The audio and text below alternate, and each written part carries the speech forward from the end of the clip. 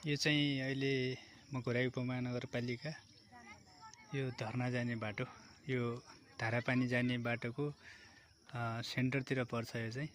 यो कर्चाई ड्याम भन्छ यता चाहिँ। यो चाहिँ बेलुकाको सनसेट हुँदाको दृश्य एकदमै रमाइलो छ। यहाँ चाहिँ एकदमै राम्रो दृश्य देखिरहेछ। अहिले सनसेट भइरहेछ अनि यस्तो राम्रो दृश्य देखाएको छ। यहाँ चाहिँ बेलुकाको टाइम भयो भने र यसो बेलुकातिर धेरै मान्छेहरू चाहिँ आउनुहुँदो रहेछ घुम्नलाई अनि यहाँको यो दृश्य अवलोकनको लागि भनेर।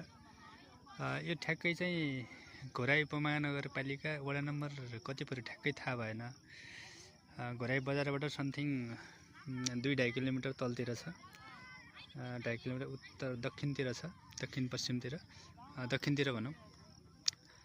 अनि यो माथिको चाहिँ क्रिकेट ग्राउन्ड छ, यता माथि ठुलो ग्राउन्ड छ माथि। यहाँ चाहिँ 2वटा पोखरी छ तल्लो साइडमा, एउटा त्यो अलि माथिको वाला ड्यामभन्दा माथि एउटा छ, अनि एउटा चाहिँ यो ठुलो ड्याम चाहिँ यो हो।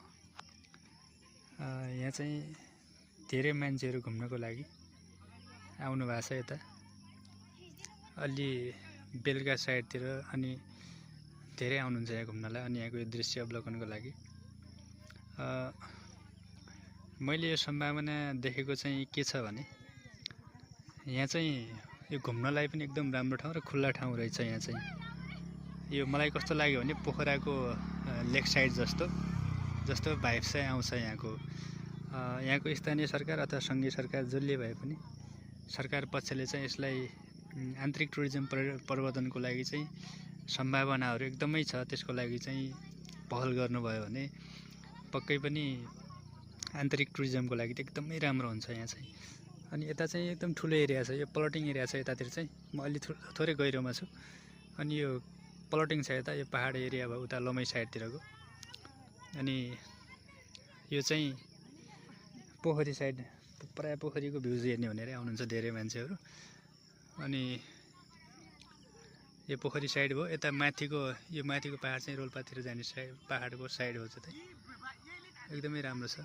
आन्तरिक पर्यटनको लागि चाहिँ प्रवर्धन गर्न सकियो भने एकदमै राम्रो छ यो चाहिँ।